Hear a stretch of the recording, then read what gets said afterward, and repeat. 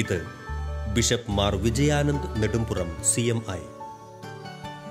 ഭാരതത്തിലെ പ്രഥമ zero Malabar mission രൂപതയുടെ രണ്ടാമത്തെ ഇടയൻ.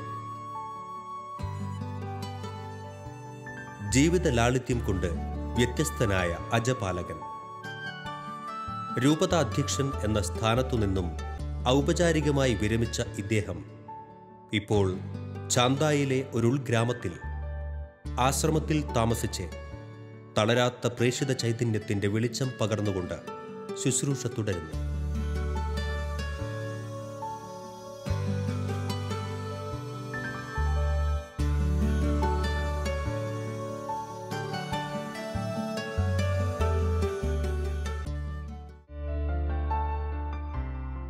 കൗമാരകാലം മുതൽ തന്നെ പിന്തുടരുന്ന വിവിധ രോഗപീഠകളെ അതിജീവിച്ചാണ് വിജയാനന്ദ് പിതാവ് തൻ്റെ ദൈവനിയോഗ വഴിയിലൂടെ മുന്നോട്ടു പോകുന്നത്.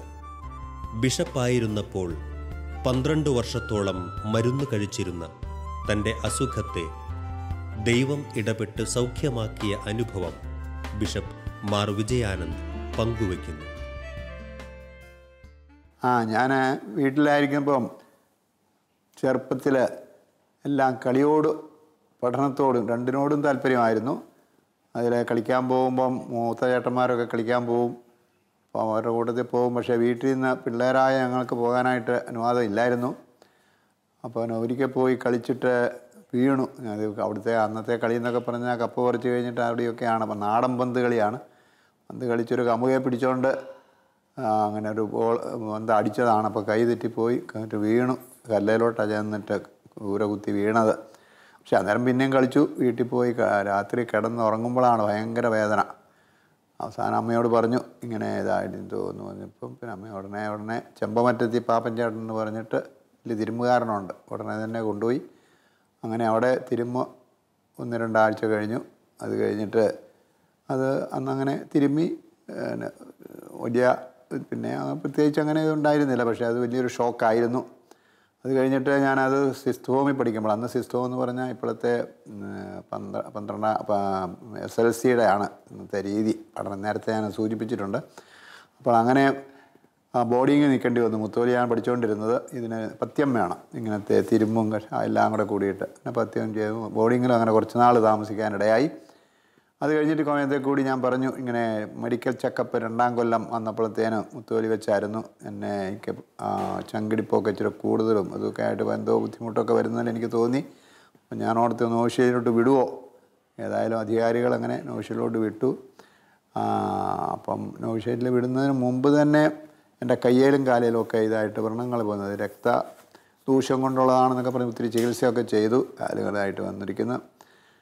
അങ്ങനെ ഇതെല്ലാം കൂടെ കൂടിയിട്ട് ശരീരം വീക്കായി. കളിയോട് താല്പര്യം ഉണ്ടായിരുന്നു, പഠനത്തോട് ഇതുപോലെ താല്പര്യമായിരുന്നു ആയിട്ട് വന്നിരിക്കുന്നത്. ആ വീഴ്ചയോടുകൂടിയാണ് ഇങ്ങനെ കൂടുതൽ ദൈവവിളിയോട് ഇങ്ങനെ പോകുന്നതിനൊക്കെ ഒരു ചെറിയ ചാച്ചിൽ നേരത്തെ ഉണ്ടായിരുന്നു.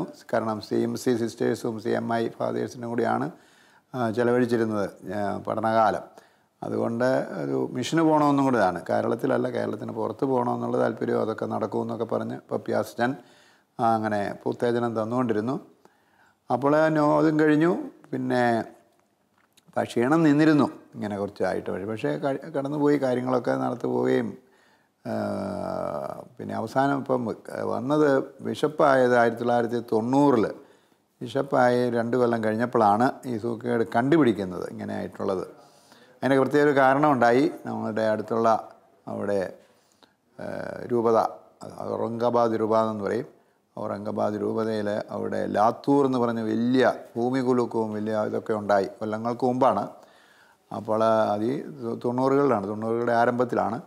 അപ്പോൾ അന്ന് ഞാൻ പൂനായിലായിരുന്നു. ബസ്സിന് യാത്ര ചെയ്ത് അവിടെ ചെന്നു. കാരണം ബസ്സേ അങ്ങോട്ട് ചെല്ലുകയുള്ളൂ. അവിടെ ഒരു ദിവസം താമസിച്ചു. അപ്പോൾ എൻ്റെ ഇടയ്ക്ക് ജലദോഷം വന്നു. അവിടുന്ന് പിന്നെയും ബസ്സിന് വന്നപ്പോൾ നാട്ടിൽ വന്നപ്പോഴാണ് കൂടുതൽ ഇതേ ആകപ്പാടെ ഒന്നും പറ്റാത്ത രീതിയിൽ അങ്ങോട്ട് അസുഖം കണ്ടമാനം കൂടി ക്ഷീണിച്ച് അപ്ലാസായി എന്ന് പറയുന്ന പോലെ അങ്ങോട്ട് വന്നു. ഉടനെ ആശുപത്രി കൊണ്ടുപോയി. ആശുപത്രി കൊണ്ട് ചെക്കപ്പ് ചെയ്തപ്പോഴാണ് പറയുന്നത് ഇത് അസുഖം മാറുന്നതല്ല, എഫർട്ട് അഞ്ചൈന എന്നാണ് എൻ്റെ പേര്. അപ്പോൾ അത് മരിക്കുന്നിടം വരെ മരുന്ന് കഴിക്കുകയും വേണം എന്നും പറഞ്ഞ് 6 ഗുളിക വെച്ച് ഞാൻ 12 കൊല്ലം കഴിച്ചു. അതിപ്പം ബിഷപ്പായിരുന്നപ്പോഴത്തെ കാര്യമാണ് ഈ പറയുന്നത്. അന്ന് ഇതും കൊണ്ട് നടന്നു. 12 കൊല്ലം ആയപ്പോഴത്തേനും ഞാൻ പ്രാർത്ഥിച്ച്, പ്രത്യേകിച്ചും ഇനിയും അസുഖം മാറ്റി തന്നില്ലെങ്കിലും മരുന്നിൽ നിന്ന് മാറ്റി തരണേ. അങ്ങനെ തമ്പുരാൻ എനിക്ക് ഉൾക്കാഴ്ച തന്നു. ഞാൻ എഫർട്ട് എന്ന് പറയുമ്പോൾ എഫർട്ട് ചെയ്യുമ്പോഴാണ്, ജോലി ചെയ്യുമ്പോഴാണ് അതിൽ സംസാരം ഏറ്റവും ബുദ്ധിമുട്ട്. സംസാരം കൂടാതെ നമുക്ക് ഈ ജോലി ചെയ്യാനും സാധിക്കില്ല. പക്ഷേ സംസാരം ഉറക്കെ സംസാരിക്കുന്നു, ഇമോഷണലായിട്ട് സംസാരിച്ച് അതിലും കൂടുതൽ കുഴഞ്ഞു വീണ് മരിക്കാമെന്നാണ് ഇതിൻ്റെ ഇതായിട്ട് വരാൻ സാധ്യതയുള്ളത്. അപ്പോൾ ഇത് ജോലി ചെയ്യുമ്പോഴാണ് വരുന്നത്. അപ്പോൾ എനിക്ക് ഇൻസൈറ്റ് കിട്ടി. തമ്പുരാൻ എനിക്ക് ഉൾക്കാഴ്ച തന്നത് അതിന് ഓക്സിജനുമായിട്ട് ബന്ധപ്പെട്ടാണ്. നമ്മുടെ ശരീരത്തിൽ ഓക്സിജൻ്റെ ഒത്തിരി ആവശ്യമുണ്ട്. പിന്നെ ഡോക്ടേഴ്സിൻ്റെ ഇടയ്ക്കുള്ള സംസാരത്തിൽ നിന്നൊക്കെ പല ഇൻസൈറ്റ് കിട്ടിയത് കൊണ്ടും കൂടെ കൂടിയിട്ടാണ്. അപ്പോൾ അതിൽ ഉൾക്കാഴ്ച വ്യക്തമായിട്ട് എനിക്ക് കിട്ടി. അപ്പോൾ ഓക്സിജൻ കൂടുതൽ വേണം ജോലി ചെയ്യുമ്പോൾ. സാധാരണ രീതിയിലിരിക്കുന്നതിലും കൂടുതൽ എക്സ്ട്രാ ഓക്സിജൻ ആവശ്യമുണ്ട്. അതെൻ്റെ സിസ്റ്റം കൊടുക്കുന്നില്ല. ജീവിച്ചു പോകാനുള്ള ഓക്സിജൻ കൊടുക്കുന്നുണ്ട്. അപ്പോൾ അത് ഡീപ്പ് ബ്രീത്തിങ്ങും ഉണ്ട്. കൂടുതൽ വായു എടുത്താൽ കൂടുതൽ ഓക്സിജൻ കിട്ടും. അപ്പോൾ ഓക്സിജന് ശക്തി കിട്ടും. അത് ഒരിക്കലൊന്ന് ചെയ്യാമെന്ന് കരുതി ചെയ്തു തുടങ്ങി. അപ്പോൾ ഇത് വേദനയല്ല, ഇത് ഫറ്റീഗ്, ക്ഷീണമാണ് അത് കണ്ണാടിയുടെ. അപ്പോൾ ഒന്നുകൂടെ ചെയ്തു. അത് ഫ്രഷ് ആകുന്നിടം വരെ അത് ചെയ്തപ്പോൾ എനിക്ക് വലിയ ഉൾക്കാഴ്ചയാണ്. ഞാൻ പ്രൈസ് ദി ലോർഡ് പറഞ്ഞു. ആ ആഴ്ചയിൽ തന്നെ ഒരു ആർട്ടിക്കിൾ, ഒരു ഡോക്ടറിൻ്റെ ആർട്ടിക്കിൾ വാട്ടർ തെറപ്പിയെക്കുറിച്ച് വായിക്കാനിടയായി. അത് പറയുന്നത് വെറും വയറ്റിൽ വെള്ളം കുടിക്കുന്ന ശീലം വളരെ നല്ലതാണ്. പലരും വെള്ളം കുടിക്കാത്തത് കൊണ്ട് ഒത്തിരി അസുഖങ്ങളൊക്കെ വരുന്നുണ്ട്. അപ്പോൾ ഞാൻ ഓർത്തത് നല്ല കാര്യമാണല്ലോ, ബുദ്ധിമുട്ടുള്ള കാര്യമല്ല. അതുകൊണ്ട് ഞാൻ അന്ന് തൊട്ട് വെള്ളം കുടിക്കുന്ന ശീലം തുടങ്ങിയിട്ട് 4 ഗ്ലാസ് വെള്ളം അത് കുടിച്ചുകൊണ്ടിരുന്നു. പിന്നെ ഞാൻ ചെയ്യുന്നുണ്ടായിരുന്നു. ഒരു 5-10 കൊല്ലമായിട്ട് അന്നേരം തന്നെ ചെയ്തുകൊണ്ടിരുന്നതാണ്. അപ്പോൾ അത് തുടരുന്നു. ഇങ്ങനെ 3 കാര്യങ്ങൾ ട്രിപ്പോടെന്നാണ് ഞാൻ പറയുന്നത്. അതിന് ആദ്യത്തേന് ഓക്സിജൻ തെറപ്പി എന്ന് ഞാൻ പറയും, രണ്ടാമത് വാട്ടർ തെറപ്പി, 3 യോഗ. അത് 3ഉം ചെയ്ത് ഞാൻ ഡോക്ടറോട് പറഞ്ഞു ഞാനിങ്ങനെയൊക്കെ ചെയ്യുന്നുണ്ട്, മരുന്ന് കുറച്ച് തരാമോ എന്ന് ചോദിച്ചപ്പം അദ്ദേഹത്തിന് ഉൾക്കാഴ്ച ഇഷ്ടപ്പെട്ടു. അദ്ദേഹം മരുന്ന് 3-4 മാസം കൊണ്ട് കുറച്ച് 0 ആക്കി തന്നു. അത് കഴിഞ്ഞിട്ട് ഇപ്പോൾ 14 കൊല്ലമായി. അപ്പോൾ ഞാൻ ഇതിന് പറയുന്നത് തമ്പുരാൻ്റെ മരുന്നെന്നാണ് ഞാനിതിന് പറയുന്നത്. ഇതെല്ലാവർക്കും അപ്ലൈ ചെയ്യാവുന്നതാണ്. കാശില്ലാതെ തമ്പുരാൻ, ഞാൻ പറയുന്നത് അമ്മ കുഞ്ഞിന് മുലപ്പാൽ കൊടുക്കുന്ന പോലെ സ്നേഹപിതാവ് നമുക്ക് വച്ച് നീട്ടുന്നതാണ്. ശുദ്ധമായ വായു, ശുദ്ധമായ വെള്ളം, ശുദ്ധമായ ഭക്ഷണം, ഇതായിട്ടുള്ളത് ശുദ്ധമായിരിക്കുക എന്നുള്ളത്. ഇന്ന് അതൊക്കെ കൂടുതൽ വിഷമയമായിരിക്കുകയാണെന്ന് നമുക്കറിയാം. അതുകൊണ്ട് ഇതിൽ നിന്ന് ഒത്തിരി ഉൾക്കാഴ്ചകൾ കിട്ടിയത് അതിനുവേണ്ടി. ശരീരത്തെക്കുറിച്ച് കൂടുതൽ കാര്യങ്ങൾ പഠിച്ചു, പ്രകൃതിയെക്കുറിച്ച് കൂടുതൽ പഠിക്കാൻ ഈ അസുഖം എന്നെ സഹായിച്ചു. ഫേലിക്സ് കൂൾപ്പ എന്ന് പിതാക്കന്മാർ ആദം ഹവ്വയുടെ പാപത്തെക്കുറിച്ച് പറയാറുണ്ട്. അങ്ങനെ അവരുടെ ആ പാപം കൊണ്ടാണ് നമുക്ക് രണ്ടാമാളായ ഉത്തരം തമ്പുരാൻ നമുക്ക് മനുഷ്യനായി അവതരിച്ചതിന് രക്ഷാ ചരിത്രം അതാണ്, അങ്ങനെയാണ് വന്നത്. ആ പാപം കൊണ്ടാണ്. അതുകൊണ്ട് ആ പാപത്തിൻ്റെ ഫേലിക്സ് കൂൾപ്പ എന്ന് പറഞ്ഞാൽ വിശുദ്ധമായിട്ടുള്ള പാപമെന്ന് ഒരു പറയാറുണ്ട്. എന്ന് പറഞ്ഞാൽ എനിക്ക് ഇതൊരു ഫേലിക്സ് ഡിസീസ്, വിശുദ്ധമായ ഒരു അസുഖം തമ്പുരാൻ എനിക്ക് തന്നു. അതുകൊണ്ട് ഒത്തിരി കാര്യങ്ങൾ പ്രകൃതിയെക്കുറിച്ചും നമ്മുടെ ശരീരത്തെക്കുറിച്ചും എല്ലാം മനസ്സിലായി. മരുന്ന് ആവശ്യത്തിൽ കൂടുതൽ നമ്മൾ കഴിക്കുന്നുണ്ട്. അപ്പോൾ ഇന്ന് എന്തുകൊണ്ടാണ് ഈ അസുഖങ്ങൾ കൂടുന്നതെന്നൊക്കെയുള്ള ചിന്തകൾ വന്ന് പ്രകൃതിയെക്കുറിച്ച് കൂടുതൽ വായിക്കാനും പഠിക്കാനും ഒക്കെ ഇടയായി. അങ്ങനെയാണ് ഞാൻ പ്രകൃതി കൃഷിയിലേക്ക് ഇങ്ങോട്ട് വരുന്നത്. ഇന്നത്തെ സൊല്യൂഷൻ എനിക്കില്ലായിരുന്നു. ഇതിൻ്റെ കാരണം എനിക്ക് വ്യക്തമായിരുന്നു. നമുക്ക് അത്യാവശ്യം വേണ്ട വായു, വെള്ളം, ഭക്ഷണമൊക്കെ വിഷമയമായി തീർന്നു ഈ രാസ കൃഷി കൊണ്ട്.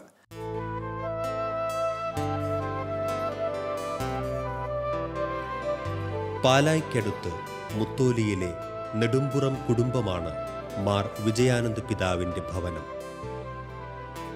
8 മക്കളിൽ 3ാമനായി ജനിച്ച പിതാവിൻ്റെ ജീവിത ദർശനങ്ങൾ രൂപപ്പെടുത്തുന്നതിൽ കുടുംബാന്തരീക്ഷം വഹിച്ച പങ്ക് വളരെ വലുതാണ്.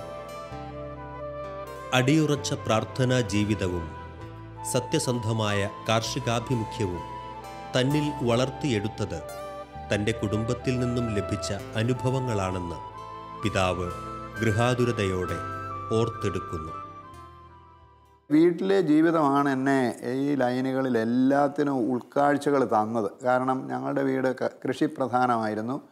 പിന്നെ അനുദിന പ്രാർത്ഥനാഭ്യാസങ്ങളിലും എല്ലാം വളരെ നിഷ്ഠയുള്ള മാതാപിതാക്കന്മാർ. ഞങ്ങൾ 8 പേര്, ഞാൻ നേരത്തെ സൂചിപ്പിച്ചതുപോലെ 4 ആണുങ്ങളും 4 പെണ്ണുങ്ങളും ഉണ്ടായിരുന്നു. എൻ്റെ മൂത്തവർ 4 പേര്, പിന്നെ ഇളയവർ 3 പേര്. അങ്ങനെ ഞങ്ങൾ അവർ ചെറുപ്പത്തിൽ ഞങ്ങളെ കൊണ്ട് വേദപാഠം ഈ വൈകുന്നേരമൊക്കെ പ്രാർത്ഥനയ്ക്ക് മുമ്പ് അനുദിന പ്രാർത്ഥനയൊക്കെ കൃത്യമായിട്ട് ചെയ്യുകയും അതിനൊക്കെ നിഷ്ഠ നന്നായിട്ടുണ്ടായിരുന്നതിന് എല്ലാവരും മാതാപിതാക്കന്മാർ വളരെ ശ്രദ്ധിക്കുകയും 33 കൂട്ടം നമസ്കാരം അതൊക്കെ ചെല്ലുന്നതിന് അത് ചൊല്ലിക്കഴിഞ്ഞിട്ടാണ് പ്രാർത്ഥന തുടങ്ങുന്നത്. അപ്പം അതൊക്കെ നിഷ്ഠയോടുകൂടി അത് ചെയ്യിപ്പിക്കുകയും അങ്ങനെ പ്രാർത്ഥന എഴുതുക. പിന്നെ കൃഷിയോടുള്ള താല്പര്യം, എല്ലാം കൃഷികളൊക്കെ ഞങ്ങളും സ്കൂളിൽ പോയിട്ട് വരുമ്പോഴും അല്ലാത്ത ദിവസങ്ങളിലൊക്കെ പറ്റുന്ന ജോലികളൊക്കെ ചെയ്യും.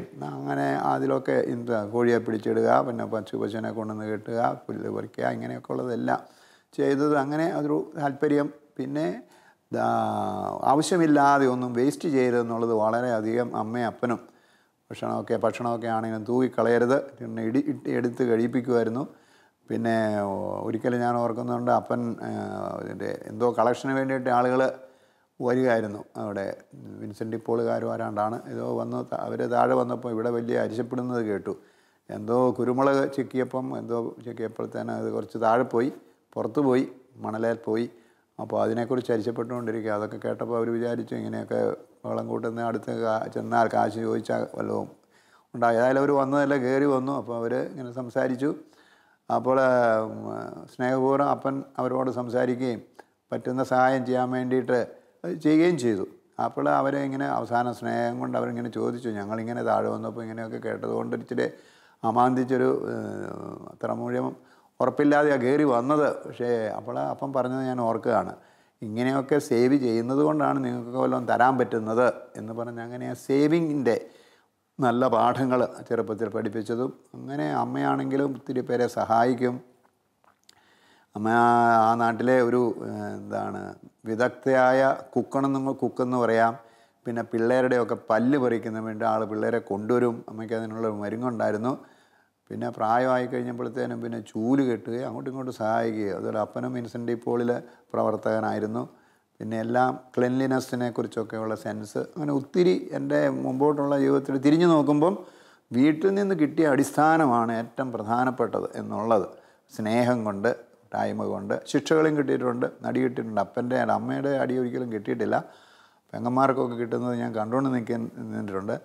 പക്ഷേ അപ്പൻ്റെ അടി ഒരിക്കൽ കിട്ടി. അതിൻ്റെ കാരണം എനിക്കിപ്പോഴും മനസ്സിലായിട്ടില്ല എന്താണെന്നുള്ളത്. പിന്നീട് ചോദിക്കാനത് അങ്ങനെ തോന്നിയുമില്ല. അതൊക്കെ അതിൻ്റെ ഭാഗമാണ്. അതങ്ങോട്ട് എടുത്തു. അത് കഴിഞ്ഞിട്ട് പിന്നെ ആ പ്രചോദനത്തിലാണ് പിന്നെ ആശാൻ കളരിയിൽ പഠിച്ചു. ആശാൻ കളരിയിൽ എന്നൊക്കെ അന്നത്തെ സിസ്റ്റത്തിൽ അതായിരുന്നു.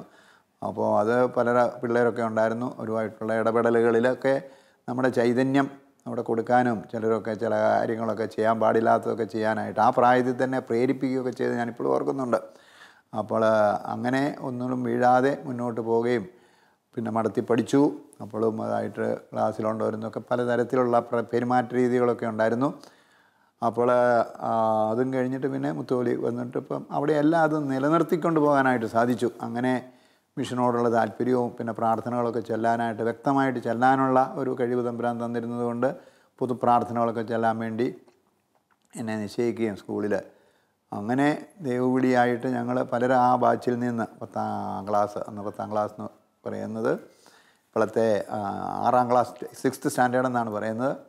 അവിടെ അതുപോലെ ഫസ്റ്റ് ക്ലാസ് അതിൽ പാസ്സാകാനായിട്ട് സാധിച്ചു. അതിൻ്റെ ഇടയ്ക്ക് കാറ്റഗീസിന് രൂപതാതലത്തിലുള്ള സമ്മാനം കിട്ടി. അത് മേടിക്കാൻ പോയപ്പം എന്നിട്ട് തിരിച്ചു വന്നപ്പോൾ അപ്പൻ എന്നോടൊരു ചോദ്യം ചോദിച്ചു. സമ്മാനമൊക്കെ മേടിച്ചുകൊണ്ട് വന്നു, നീ അവിടെ പള്ളിയിൽ കയറി പ്രാർത്ഥിച്ചോ എന്ന് അപ്പൻ ചോദിച്ചു. ഇപ്പോഴും ഞാൻ ഓർക്കുകയാണ്. ഞാൻ പ്രാർത്ഥിച്ചില്ലായിരുന്നു. അവിടെ ചെന്നു, പിതാവിനെ കണ്ട്. വയലിൽ പിതാവായിരുന്നു, ആദ്യത്തെ പിതാവ് പാലാരൂപതയുടെ. സമ്മാനം മേടിച്ചു, സന്തോഷത്തോടെ ഇങ്ങ് പോകുന്നു. അപ്പോൾ അവിടെ പള്ളിയിൽ കയറിയില്ല. അപ്പോൾ അപ്പൻ ആ കാര്യം ഓർപ്പിച്ചതൊക്കെ ഇന്നും മനസ്സിൽ നിൽക്കുകയാണ്. അപ്പോൾ അങ്ങനെ മാതാപിതാക്കന്മാർ കുട്ടികൾക്ക് പറഞ്ഞു കൊടുക്കേണ്ടത് പറയേണ്ട സമയത്ത് പറയേണ്ട പോലെ പറയണം. ഇന്നിപ്പോൾ അങ്ങനെയുള്ളതൊക്കെ വളരെ വളരെ കുറഞ്ഞു പോകുന്നൊരു കാലമാണ്. പിള്ളേർ കുറവ്. ഞങ്ങൾ 8 പേരുണ്ടായിരുന്നു, 9 പേരുണ്ടായിരുന്നു. ഒരു നേരത്തെ മരിച്ചുപോയി. അതുകൊണ്ട് കൂടുതൽ ഇച്ചിരി അങ്ങോട്ടും ഇങ്ങോട്ടും വഴക്കുണ്ടാക്കുകയും ഇച്ചിരിയൊക്കെ ഉണ്ടാക്കിയിട്ട് ഒത്തിരി ബുദ്ധിമുട്ടുകളിലൂടെ ഭക്ഷണം. പിന്നെ ആ കാലത്താണ് 1938 ഞാൻ ജനിക്കുന്നത്. അത് കഴിഞ്ഞിട്ടിപ്പം വലിയ മഹായുദ്ധം, 2ാം ലോകമഹായുദ്ധം നടന്നിരിക്കുന്നതിൻ്റെ വളരെ ദാരിദ്ര്യം വളരെയധികം. റേഷൻ മേടിക്കാൻ പോയതൊക്കെ ഓർക്കുന്നുണ്ട്. അപ്പം ദാരിദ്ര്യത്തിൻ്റെ എല്ലാത്തിൻ്റെ ബുദ്ധിമുട്ടുകളും സഹിച്ചു പോയിട്ടുണ്ട്. സുവിശേഷം പ്രസംഗിക്കുന്നവൻ്റെ ജീവിത ലാളിത്യം പാദങ്ങളിൽ പ്രതിഫലിച്ചു കാണാം. പ്രാവർത്തികമാക്കാൻ പ്രയാസമുള്ള ലളിത ജീവിത പാഠങ്ങൾ മാർ വിജയാനന്ദ പിതാവിൻ്റെ ജീവിതത്തിൽ നമുക്ക് കണ്ടെത്താനാകും. ശിഷ്യ സമൂഹത്തോടൊപ്പം നടന്നുകൊണ്ട് ഗ്രാമങ്ങളും പട്ടണങ്ങളും ചുറ്റി സഞ്ചരിച്ച് സുവിശേഷം പ്രസംഗിച്ച യേശുനാഥൻ തന്നെയാണ് വിജയാനന്ദ പിതാവിൻ്റെ ഗുരുവും വഴികാട്ടിയും. തോണിയുടെ അമരത്ത് അന്തിയുറങ്ങുകയും വഴിക്കിണറിൽ നിന്ന് ദാഹമകറ്റുകയും ചെളിയിൽ നിന്ന് കാഴ്ചയുടെ ഔഷധലേപനമൊരുക്കുകയും ചെയ്ത സുവിശേഷ സഞ്ചാരിയുടെ ജീവിത ലാളിത്യം അപ്പാടെ പകർത്താൻ ശ്രമിക്കുന്നുണ്ട് ബിഷപ്പ് മാർ വിജയാനന്ദ് നെടുമ്പുറം. അപ്പം ലളിത ജീവിതം എന്നെ വളരെയധികം വീട്ടിൽ നിന്ന് കിട്ടിയതുകൊണ്ടും പിന്നെ അത് കഴിഞ്ഞ് കൂടുതൽ പഠിച്ചു കഴിയുമ്പം കർത്താവിൻ്റെ ജീവിതം തന്നെ മാതൃക. ചിലരൊക്കെ എന്നോടിങ്ങനെ ചോദിക്കും, ഇങ്ങനെ ഇത്രയും ലാളിത്യം ഇച്ചിരി കൂടുതലല്ലേ എന്നൊക്കെ ചിലർ ചോദിക്കും. അപ്പം ഞാൻ താരതമ്യം ചെയ്യുന്ന മറ്റുള്ളവരുമായിട്ടല്ല, മറ്റ് സന്യാസികളായിട്ടോ സമർപ്പിതരായിട്ടോ വൈദികരായിട്ടോ ബിഷപ്പുമാരായിട്ടോ ഒന്നുമല്ല. ഞാൻ താരതമ്യം ചെയ്യുന്നത് സുവിശേഷത്തിലെ കർത്താവാണ്.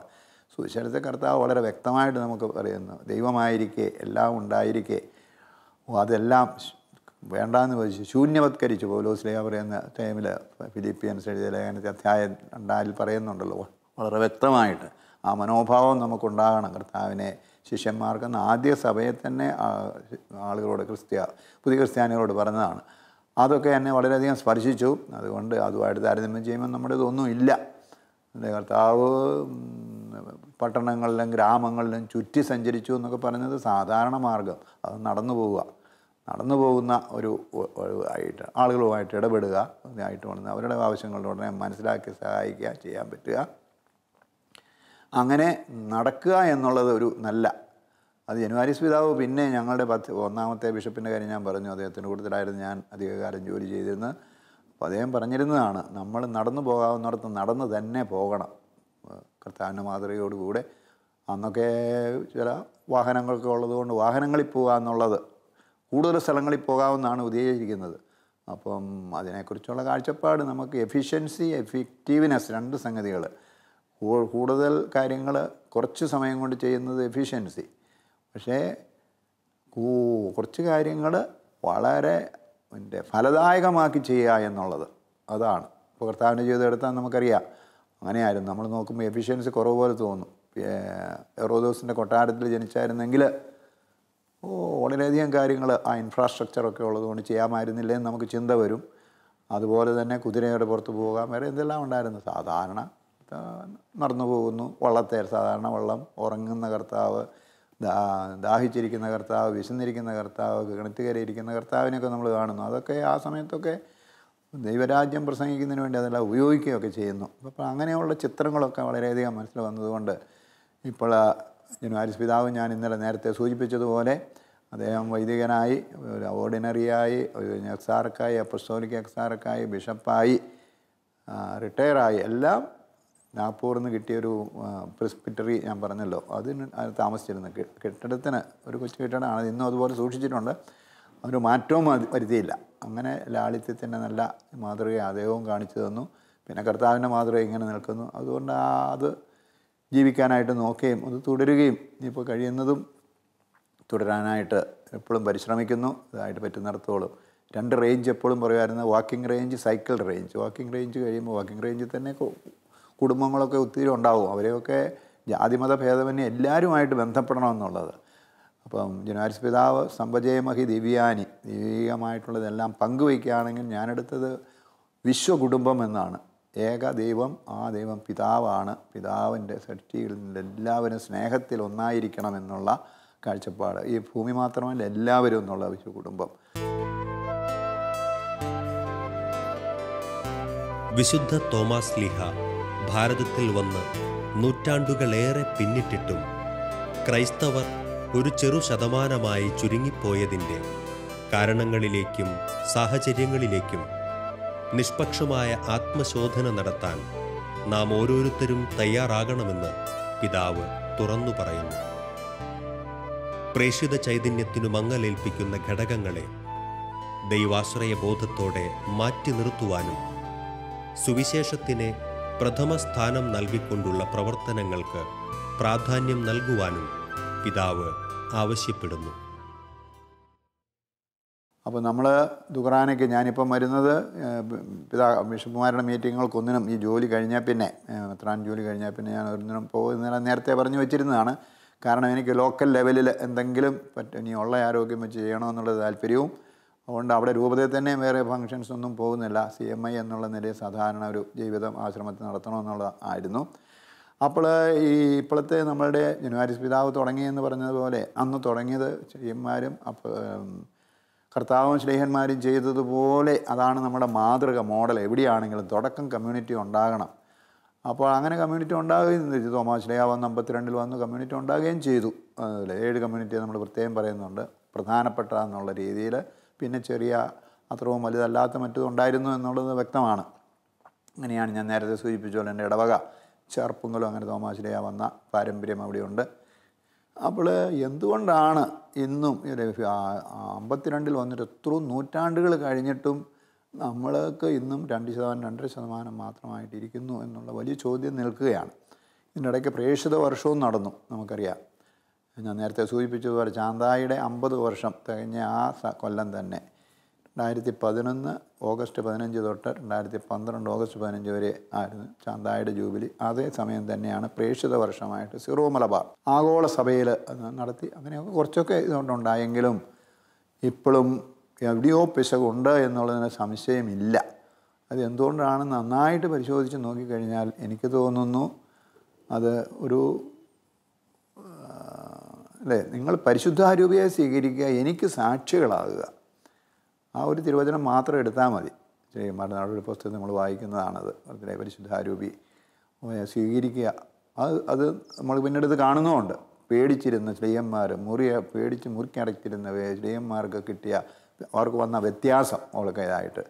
അപ്പോൾ പിന്നെ സാക്ഷി ആകുക എന്ന് പറഞ്ഞാൽ സ്വന്തമായിട്ട് ജോലി ചെയ്യുന്നതൊക്കെ പൗലോസ്ലീഹ പറയുന്നുണ്ട്. ആരെയും ബുദ്ധിമുട്ടിക്കാതിരിക്കാൻ ജോലി ചെയ്യുക, സാധാരണ ജീവിതം, ലോങ് ലിസ്റ്റുണ്ട് സഫറിങ്സ്, ഓരോ സഹനത്തിനായിട്ടുള്ളതെല്ലാം.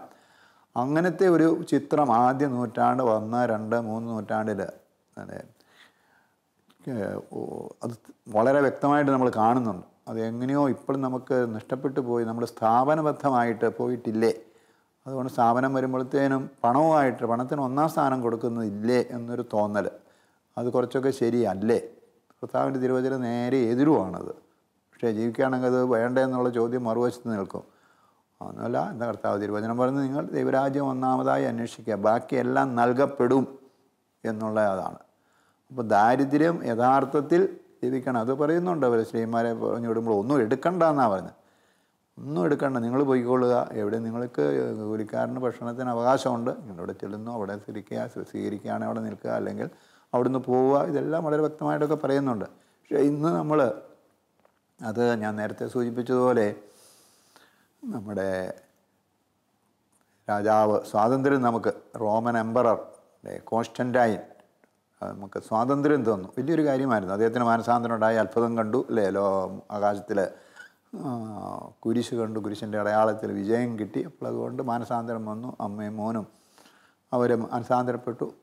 അങ്ങനെ സ്വാതന്ത്ര്യം കൊടുത്തു. അതോടുകൂടി വലിയ രാജകീയമായിട്ടുള്ളതെല്ലാം വളരെ വന്നു. അതിൻ്റെ ഇഫക്റ്റാണ് പിന്നെ നടക്കുന്നതെല്ലാം. പ്രേക്ഷിത ചൈതന്യവും കൂട്ടായ്മയുമുള്ള അൽമായ മുന്നേറ്റങ്ങളും സമർപ്പിത കുടുംബങ്ങളും രൂപം കൊള്ളേണ്ടത് കാലഘട്ടത്തിൻ്റെ ആവശ്യമാണെന്ന് വിജയാനന്ദ് പിതാവ് അനുഭവങ്ങളുടെ വെളിച്ചത്തിൽ ചൂണ്ടിക്കാണിക്കുന്നു. ദശാംശം എന്നത് കേവലം പണത്തിൻ്റെ കണക്കുതീർക്കലാകാതെ ഓരോരുത്തരുടെയും കഴിവും സമയവും ഉൾപ്പെടെ ജീവിതത്തിൻ്റെ തന്നെ പങ്കുവയ്ക്കലാകണമെന്നും പിതാവ് അഭിപ്രായപ്പെടുന്നു. ദൈവവചനത്തോടൊക്കെ പ്രതിപത്തി വരികയും പഠിക്കുകയും അതിൽ നിന്നൊക്കെ ഉത്തേജനം സ്വീകരിച്ചുകൊണ്ടാണ് അങ്ങനെ വന്നിരിക്കുന്നത്. നിയോ കാറ്റക്കുമെനൻവേ എന്ന് പറഞ്ഞ് സ്പെയിനിൽ തുടങ്ങിയതാണ്. അതിൻ്റെ ഇന്ത്യയിലും ഉണ്ട് അതിൻ്റേതായിട്ടൊന്ന്. അങ്ങനെ നല്ല ആദർശ കുടുംബങ്ങളാണ് അവിടെ. കുട്ടികളൊക്കെ ഉണ്ടാകണമെന്നാണ് അവർ പറയുന്നത്. അപ്പോൾ ബാക്കിയുള്ളവർ അതിനെ ആ അസോസിയേഷൻപ്പെട്ടവർ ബാക്കിയുള്ളവർ സഹായിക്കും. കൂടുതൽ കുട്ടികളൊരു സാമ്പത്തികമായിട്ട് ബുദ്ധിമുട്ടുണ്ടെങ്കിൽ പക്ഷേ അവർ ആദർശ ജീവിതം നയിക്കും. അങ്ങനെയുള്ള കുടുംബങ്ങളെ അവർ ആ എവഞ്ചലൈസേഷൻ ഉപയോഗിക്കും. ദൂരെ അല്ലേ ഒന്നുമില്ലാത്തവർ ആ കുടുംബം മുഴുവനും കൂടെ പോകാൻ മാത്രം. അവരുടെ മെയിൻ്റനൻസൊക്കെ എങ്ങനെയാണ് അവിടെ ചെന്നുമ്പോൾ നടക്കുന്നത്, അവരവിടെ ജീവിച്ച് കാണിച്ചു കൊടുക്കുകയാണ്. ഇത്രയും കുട്ടികളൊക്കെ ചുറ്റുമുള്ളവർക്ക് അത്ഭുതമാണ് അല്ലേ? ഇത്രയും കുട്ടികൾ 5-8 കുട്ടികൾ പോയിട്ട് ഇങ്ങനെ ഒരു സ്ഥലത്ത് താമസിക്കുന്നു. അപ്പോൾ അവരുടെ രീതികൾ, ജീവിത രീതികളൊക്കെ ആദ്യ സഭയിൽ അങ്ങനെയാണല്ലോ ഉണ്ടായത്.